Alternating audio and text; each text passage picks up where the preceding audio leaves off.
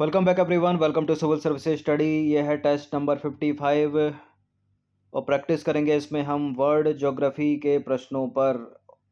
और ये test series है यूपीपीसीएस के लिए। अभी तक 54 टेस्ट कंप्लीट हो गए हैं यूपीपीसीएस के, जिसमें हमने एंशिएंट हिस्ट्री को भी कवर किया है। तो चलिए स्टार्ट करते हैं टेस्ट नंबर 55 और ये टेस्ट है ज्योग्राफी का। तो पहला प्रश्न है मानसून। मानसून शब्द की उत्पत्ति किस भाषा से हुई है? फारसी भाषा, संस्कृत भाषा, लैटिन भाषा, अरबी भाषा।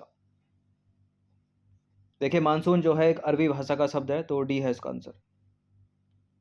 मानसून शब्द अरबी भाषा के मौसम से लिया गया है, जिसका अर्थ होता है मौसम। मौसम वायुमंडल में दिन प्रतिदिन होने वाला परिवर्तन है तथा किसी स्थान पर अनेक वर्षों में मापी गई मौसम की औसत दशा को जो है वो जलवायु कहते हैं। ये भी याद रखिएगा। दूसरा प्रश्न है भारत के किस भाग में लौटते हुए मानसून के कारण वर्षा होती है? भारत में लौटते हुए मानसून के कारण वर्षा होती है यहाँ पर, यानी तमिलनाडु में। तो डी है इसका आंसर। और भारत में मानसून का जो विस्फोट होता है वो कहाँ होता है? 1 जून को केरल तट पर होता है सबसे पहले। देखिए शीत ऋतु के दौरान पवन यानी विंड स्थल भागों से लौटकर बंगाल की खाड़ी की ओर बहती है। यह मानसून के लौटने का मौसम होता है। भारत के दक्षिणी भाग विशेषकर तमिलनाडु के क्षेत्र में इस मौसम में वर्षा होती है। ये नंबर इस पर कॉल या व्हाट्सअप करके आप फुल टेस्ट सीरीज प्राप्त कर सकते हैं यूपीपीसीएस की। बाकी सब्सक्राइब रखिएगा सिविल सर्विसेज स्टडी चैनल को। तीसरा प्रश्न कथन कारण वाला है, बताना है कि इनमें से कौन सा सही होगा। ठीक है, यानी ये दोनों सही होंगे और व्याख्या भी करेंगे तो ए आंसर होगा।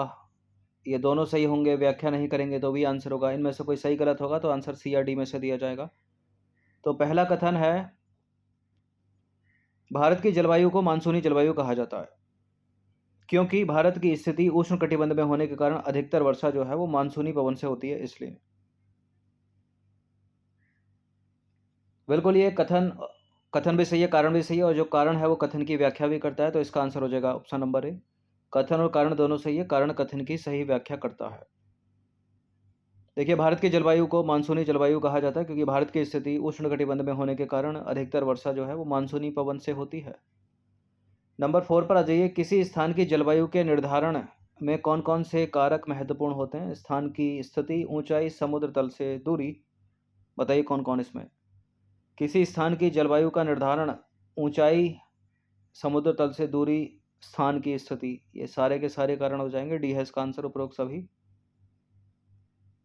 किसी स्थान की जलवायु की स्थिति, किसी स्थान की जलवायु, उसकी स्थिति, ऊंचाई तथा समुद्र तल से दूरी पर निर्भर करती है, इसलिए हमें भारत की जलवायु में क्षेत्रीय विभिन्नता का अनुभव होता है। पांचवा प्रश्न है विश्व में सर्वाधिक वर्षा कहाँ होती है? विश्व में सर्वाधिक वर्षा होती है मासिनराम में। ठीक है, ऑप्शन नंबर सी। पुरानी जो बुक्स हैं उनमें अपने चेरापूंजी का नाम भी पढ़ा होगा, लेकिन उसके बाद जो है वो सही उत्तर मासिनराम मेघालय ही है। देखिए विश्व में सबसे अधिक वर्षा मेघालय में स्थित मासिनराम में होती है, यानी भारत के उत्तर पूर्वी राज्य मेघालय के मासिनराम में। नंबर 6 पर आ जाइए। भारत में उष्ण कटिबंधीय वर्षा वन कहाँ पाए जाते हैं? उष्ण कटिबंधीय वर्षा वन यानी पर्याप्त मात्रा में इनको सूर्य का प्रकाश चाहिए और 200 सेंटीमीटर से अधिक वर्षा।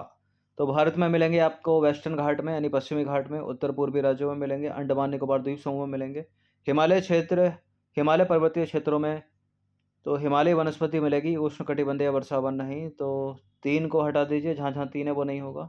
इसका आंसर हो जाएगा केवल 1, 2 और 4 सी। उष्ण कटिबंधीय वर्षा वन यानी ट्रॉपिकल एवरग्रीन फॉरेस्ट उन क्षेत्रों में पाए जाते हैं जहां वर्षा बहुत अधिक होती है। कितनी अधिक? 200 सेंटीमीटर से अधिक। ये वन इतने घने होते हैं कि सूर्य का प्रकाश भी जमीन तक पहुंच नहीं पाता।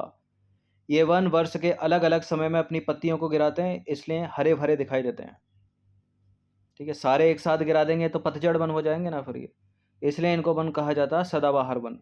भारत में ये वन आपको मिलेंगे अंडमान निकोबार द्वीप समूह में, उत्तर पूर्वी राज्यों के कुछ भागों में, वेस्टर्न घाट की संकरी पट्टी में, अंडमान निकोबार द्वीप समूह में। हमारे देश के अधिकांश भाग में किस प्रकार के वन पाए जाते हैं? अगर ये पूछ ले तो प्रश्न, इस प्रश्न का उत्तर उष्ण कटिबंधीय सदाबहार वन नहीं है। भारत के अधिकांश भाग में जो वन पाए जाते हैं वो पाए जाते हैं पतझड़ वन यानी उष्ण कटिबंधीय पर्णपाती वन।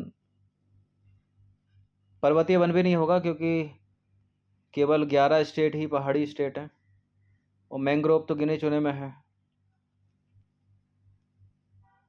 देखिए हमारे देश के बहुत बड़े भाग में उष्णकटिबंधीय पतझड़ वन यानी ट्रॉपिकल डेसिडुअस फॉरेस्ट पाए जाते हैं।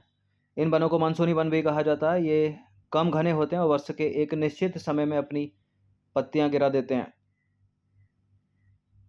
क्वेश्चन नंबर 8 पर आ जाइए। नीचे दिए गए कथन में से कौन सा कथन सत्य होगा? दो कथन है यहाँ पर। कंटीली झाड़ियों वाली वनस्पतियों में पानी की क्षति को कम करने के लिए इनकी पत्तियों में बड़े बड़े कांटे होते हैं। पर्वतीय क्षेत्रों में पर्वतों की ऊंचाइयों के साथ वनस्पतियों में भी विभिन्नता आती है। बिल्कुल ये सही है, दोनों के दोनों स्टेटमेंट सी है इसका आंसर। देखिए कंटीली झाड़ियों वाली वनस्पतियां शुष्क भागों में पाई जाती हैं। पानी की क्षति को कम करने के लिए इनकी पत्तियों में बड़े बड़े कांटे होते हैं। और पर्वतों में ऊंचाई के अनुसार वनस्पतियों के विभिन्न प्रकार पाए जाते हैं, क्योंकि ऊंचाई बढ़ने के साथ तापमान में कमी आती है, इसलिए। क्वेश्चन नंबर 9 पर आ जाइए। सूची 1 को सूची 2 के साथ सुमेलित कीजिए। सूची 1 में है वन और सूची 2 में है वो किस प्रकार की वनस्पति या वृक्ष है। जैसे कि रोजवुड महोगनी कैसा है, पीपल नीम कैसा है, खैर बबूल कैसा है, पाइन देवदार कैसा है। उष्ण कटिबंधीय पतझड़ वन, कंटीली झाड़ियां, उष्ण कटिबंधीय सदाबहार वन, पर्वतीय वनस्पति। देखिए जो रोजवुड महोगनी है वो तो ट्रॉपिकल एवरग्रीन फॉरेस्ट है, यानी उष्ण कटिबंधीय सदाबहार वन है। और पीपल और नीम जो है ये, पाइन देवदार को देख लेते हैं पहले। पाइन देवदार जो है वो पर्वतीय वनस्पति है। जो खैर बबूल है वो कंटीली झाड़ियां हैं। और पीपल नीम को मिलाएंगे हम उष्ण कटिबंधीय पतझड़ वन से। तो ए का हो गया 2 और बी का हो गया 4, ठीक है, और डी का हो गया 1।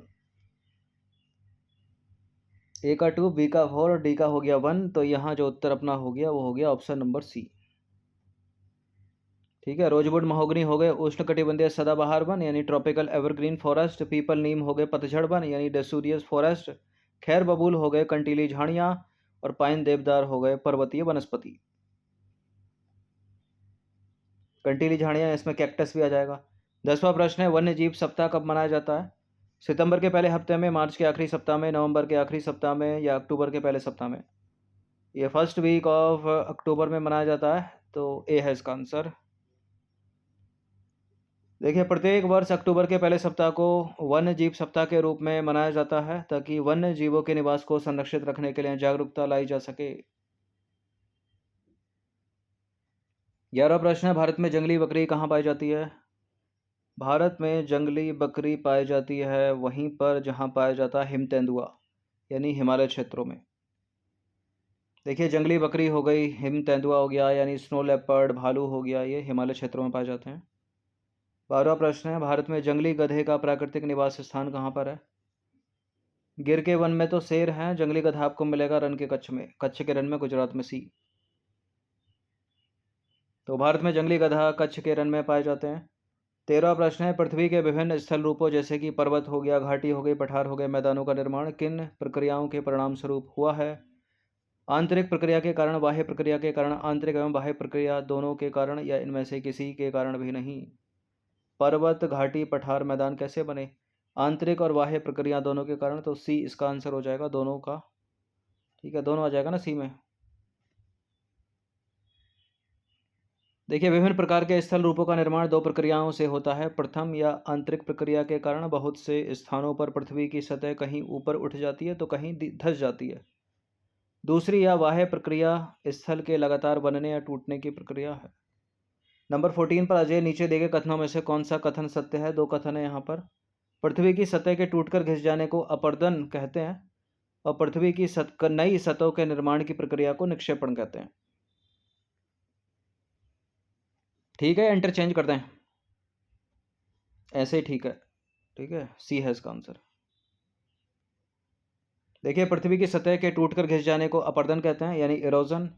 और अपर्दन की क्रिया के द्वारा सतह जो है वो नीची हो जाती है तथा निक्षेपण की प्रक्रिया के द्वारा इनका फिर से निर्माण होता है। ये अपर्दन कैसे हो सकता है? मृदा का, ठीक है, बहते हुए जल से हो सकता है, तीव्र वायु से हो सकता है, बर्फ के द्वारा हो सकता है, साथ ही यह स्थलाकृति निर्माण की बाह्य प्रक्रिया के अंतर्गत आती है। 15वां प्रश्न है विश्व की सबसे पुरानी वलित पर्वत श्रृंखला कौन सी है? वलित पर्वत बोलते हैं फोल्ड माउंटेन अंग्रेजी में। तो जो भारत का अरावली है वो ही विश्व की सबसे पुरानी वलित पर्वत श्रृंखला है। देखिए, भारत की अरावली पर्वत श्रृंखला विश्व की सबसे पुरानी पर्वत श्रृंखला है, वलित पर्वत श्रृंखला है, और अपरदन की प्रक्रिया के कारण यह श्रृंखला घिस गई है। उत्तरी अमेरिका के अपलेशियन पर्वत और रूस का यूराल पर्वत गोलाकार दिखाई देते हैं। इनकी ऊंचाई कम है। यह बहुत पुराने वलित पर्वत हैं, यानी फोल्ड माउंटेन है। भारत का जो हिमालय है वो भी वलित पर्वत का ही एग्जाम्पल है। अच्छा, हिमालय पुराना पर्वत है, नवीन पर्वत है? नवीन पर्वत है। नंबर 16 पर अजय नीचे दिए गए कथनों पर विचार करेंगे। दो कथन है, कौन सा इसमें सत्य होगा? जिन पर्वतों पर हमेशा जमी रहने वाली बर्फ की नदियां होती हैं उन्हें हिमानी कहते हैं, और पर्वतों के एक रेखाक्रम में व्यवस्थित होने को श्रृंखला कहा जाता है। बिल्कुल ये करेक्ट है, दोनों के दोनों स्टेटमेंट। सी है इसका आंसर। देखिए, कुछ पर्वतों पर हमेशा जमी रहने वाली बर्फ की नदियां होती हैं, उन्हें हिमानी कहा जाता है। और कुछ ऐसे भी पर्वत हैं जो समुद्र के भीतर हैं, जिन्हें हम देख नहीं सकते। पर्वत एक रेखा क्रम में व्यवस्थित हो सकते हैं, जिसे श्रृंखला कहा जाता है। बहुत से पर्वतीय तंत्र समानांतर श्रृंखलाओं के क्रम में होते हैं, जैसे कि हिमालय हो गया, आल्प्स पर्वत हो गया, एंडीज हो गया। नंबर 17 पर आ जाइए। जिन पर्वतों की सतह उबड़ खाबड़ तथा शिखर उनका शंक्वाकार होता है, ऐसे पर्वतों को क्या कहा जाता है? वलित पर्वत, भ्रंश पर्वत, ज्वालामुखी पर्वत, या इनमें से कोई नहीं? जिन पर्वतों की सतह उबड़ खाबड़ और शिखर होता है शंक्वाकार, ऐसे पर्वत को कहा जाता है फोल्ड माउंटेन, यानी वलित पर्वत। Option number A. देखिए, जिन पर्वतों की सतह उबड़ खाबड़ होती है, शिखर उनका शंक्वाकार होता है, उन्हें कहा जाता है फोल्ड माउंटेन, यानी वलित पर्वत। एशिया में हिमालय पर्वत, यूरोप में आल्प्स पर्वत, उत्तरी अमेरिका का रॉकी पर्वत, दक्षिणी अमेरिका का एंडीज पर्वत, ये सारे के सारे फोल्ड माउंटेन के एग्जाम्पल हैं, यानी वलित पर्वतों के उदाहरण हैं। क्वेश्चन नंबर 8 पर अजय नीचे दिए गए युग्मों में से कौन सा सही सुमेलित है? यूराल पर्वत, वॉसजेस पर्वत, माउंट किलिमंजारो, फ्यूजियामा, वलित पर्वत, ज्वालामुखी पर्वत, भ्रंश पर्वत, या ज्वालामुखी पर्वत? ठीक है, मैच वैच नहीं करना, कौन सा बताना है कि पहले से ही सही है, यानी करेक्ट मैच है। देखिए, माउंट फ्यूजियामा यानी फ्यूजियामा पर्वत जो है वो एक ज्वालामुखी पर्वत है। इसके सामने वलित पर्वत लिखा है, तो ये तो सही हो नहीं सकता भाई। और माउंट किलिमंजारो ज्वालामुखी पर्वत है, ये ठीक है। ठीक है, ये भी ऐसे होता तो सही हो जाता। और वॉसजेस पर्वत एक भ्रंश पर्वत है, फ्रंसोत। ठीक है, ये ठीक है। यूराल पर्वत जो है वो वलित पर्वत है। तो यहाँ दूसरा और तीसरा ही सही हुआ केवल, तो बी हो जाएगा इसका आंसर। देखिए, रूस का यूराल पर्वत जो है गोलाकार दिखाई देता है। इसकी ऊंचाई बहुत कम है, ये बहुत पुराने वलित पर्वत है। बाकी भ्रंश पर्वतों की बात करें तो जब कोई बहुत बड़ा भाग टूट जाता है तथा ऊर्ध्वाधर रूप से विस्थापित हो जाता है तब भ्रंशोत्स, ठीक है, भ्रंशोत्स कह लो या भ्रंश कह लो, एक ही बात है, भ्रंश पर्वत का निर्माण होता है। और ऊपर उठे हुए खंड को बोलते हैं उत्खंड, तथा नीचे धसे हुए खंड को बोलते हैं द्रोणिका भ्रंश। यूरोप की राइन घाटी तथा वॉसजेस पर्वत इस तरह के पर्वत तंत्र के उदाहरण हैं। तो ठीक है दूसरा वाला। अफ्रीका का माउंट किलिमंजारो और जापान का फ्यूजियामा जो पर्वत है वो ज्वालामुखी पर्वत के उदाहरण है। ज्वालामुखी पर्वतों का निर्माण ज्वालामुखी प्रक्रियाओं के कारण होता है। क्वेश्चन नंबर 19 पर आ जाइए। मनाकी पर्वत किस महासागर में अवस्थित है? अटलांटिक महासागर, प्रशांत महासागर, हिंद महासागर, दक्षिण महासागर? मनाकी पर्वत है प्रशांत महासागर में, यानी पैसिफिक ओशियन में। पैसिफिक ओशियन में ही पैसिफिक ओशियन में ही मेरियाना गर्त है जो सबसे गहरा गर्त है। सुंडा गर्त जो है हिंद महासागर में। प्रशांत महासागर में स्थित मनाकी पर्वत सागर की सतह के नीचे है। ठीक है, सागर की सतह के नीचे स्थित है। इसकी ऊंचाई जो है वो 10,205 मीटर है। माउंट एवरेस्ट शिखर की कितनी है? 8,800 मीटर से भी अधिक है। ठीक है, इसकी जो ऊंचाई है जो समुद्र के नीचे धंसा हुआ है, इसकी ऊंचाई माउंट एवरेस्ट से भी ऊंची है। माउंट एवरेस्ट 8,848 है और यह है 10,205। 20वां प्रश्न है, विश्व का सबसे ऊंचा पठार कौन सा है? स्कूल में पढ़ा होगा आपने। विश्व का सबसे ऊंचा पठार है तिब्बत का पठार। डी है इसका आंसर। देखिए, तिब्बत का पठार विश्व का सबसे ऊंचा पठार है। इस पठार की जो ऊंचाई है वो समुद्र तल से 4,000 से 6,000 मीटर तक है। पठार यानी प्लेटू उठी हुई और सपाट भूमि होती है। यह आसपास के क्षेत्रों से अधिक उठा हुआ होता है। पठारों की ऊंचाई प्रायः कुछ 100 मीटर से लेकर कई हज़ार मीटर तक हो सकती है। और पर्वतों की तरह पठार भी नए या पुराने हो सकते हैं। भारत में दक्कन का पठार पुराने पठारों में से एक है। नंबर 21 है, हुंडरू जलप्रपात निम्नलिखित में से किस नदी पर अवस्थित है? हुंडरू जलप्रपात है स्वर्णरेखा नदी पर। सी है इसका आंसर। और जो नदियों हैं उन नदियों पर अलग अलग जलप्रपात हैं। देखिए, पठारी क्षेत्रों में भी जलप्रपात होते हैं क्योंकि यहाँ नदियाँ ऊंचाई से गिरती हैं। छोटा नागपुर पठार के स्वर्णरेखा नदी पर स्थित हुंडरू जलप्रपात झारखंड का सबसे प्रसिद्ध जलप्रपात है। यह जलप्रपात 320 फीट की ऊंचाई से गिरता है। शरावती नदी की बात करें तो कर्नाटक में शरावती नदी पर जोग प्रपात है। इस प्रकार के जलप्रपात का उदाहरण है। शिव समुद्रम जलप्रपात कर्नाटक में कावेरी नदी पर स्थित है। और धुआंधार जलप्रपात मध्य प्रदेश के निकट नर्मदा नदी पर स्थित है। मध्य प्रदेश में जबलपुर के निकट नर्मदा नदी पर स्थित है। नंबर 22 है, मैदानों के संदर्भ में निम्नलिखित कथनों पर विचार करेंगे। अधिकांश मैदान मुख्य नदियों तथा उसकी सहायक नदियों के कारण बने हैं। मैदान विश्व में सबसे अधिक जनसंख्या वाले भाग हैं। बिल्कुल, मैदानों में ही अधिक जनसंख्या पाई जाती है इन कंपैरिजन टू पहाड़ी क्षेत्र। पहाड़ों में भी लोग आबादी बसने लगी है, बढ़ती जा रही है, जलवायु परिवर्तन का सामना भी कर रही है। देखिए, मैदान समतल भूमि के बहुत बड़े भाग होते हैं। सामान्यतः अधिकांश मैदान मुख्य नदियों तथा उनकी सहायक नदियों के कारण बने होते हैं। पहला हो गया करेक्ट। नदियाँ पर्वतों के ढालों पर नीचे की ओर बहती हैं और उन्हें अपर्दित कर देती हैं। वे अपर्दित पदार्थों को अपने साथ आगे की ओर ले जाती हैं और अपने साथ ढोए जाने वाले पदार्थों जैसे कि बालू हो गया, सिल्ट हो गया, इनको जो है वे घाटियों में निक्षेपित कर देती हैं। इन्हीं निक्षेपों से मैदानों का निर्माण बनता है। मैदानों का निर्माण होता है, यानी ग्राउंड्स, प्लेन बोलते हैं इनको। सामान्यतः मैदान अधिक उपजाऊ होते हैं। ठीक है, यहाँ आवास एवं परिवहन के साधनों का निर्माण करना आसान होता है, इसलिए ये मैदान विश्व के सबसे अधिक जनसंख्या वाले भाग होते हैं। तो करेक्ट हो गया दूसरा वाला स्टेटमेंट।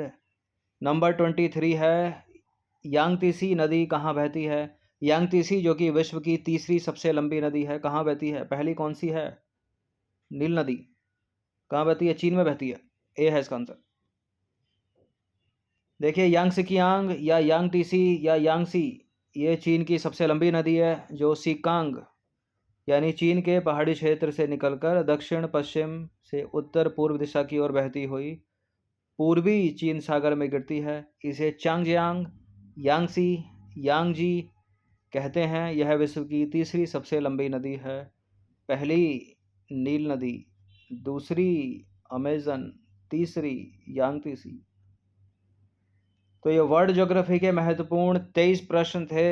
इनकी प्रैक्टिस आप कर लीजिएगा 1 से 2 बार। ये प्रश्न सारे इम्पोर्टेंट हैं, बिल्कुल हेल्प करेंगे स्टेट पीसीएस के एग्ज़ाम में। हर दिन प्रैक्टिस करते रहिएगा। जो भी टेस्ट आता है उसको एक बार ज़रूर देखा कीजिए। फुल टेस्ट सीरीज़ जितनी भी यहाँ पर चल रही हैं, ये नंबर इस पर कॉल या व्हाट्सअप करके आप प्राप्त कर सकते हो। धन्यवाद।